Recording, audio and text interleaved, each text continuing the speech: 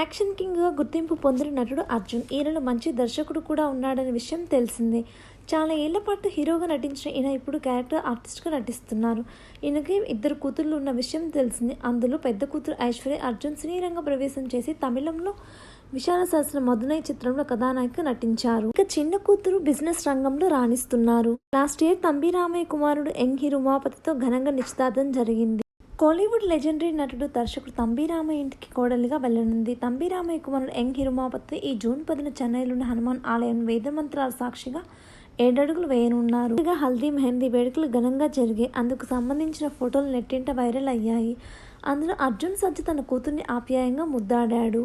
అయితే ఈ జూన్ 10న చెన్నైలో పెళ్లి బంధంతో ఒక్కటయ్యారు. ఐశ్వర్య ఉమాపతి వెడ్డింగ్ ఫొటోస్ బయటికి వచ్చాయి. ఆ ఫొటోస్లో చాలా చూడముచ్చటగా ఉంది.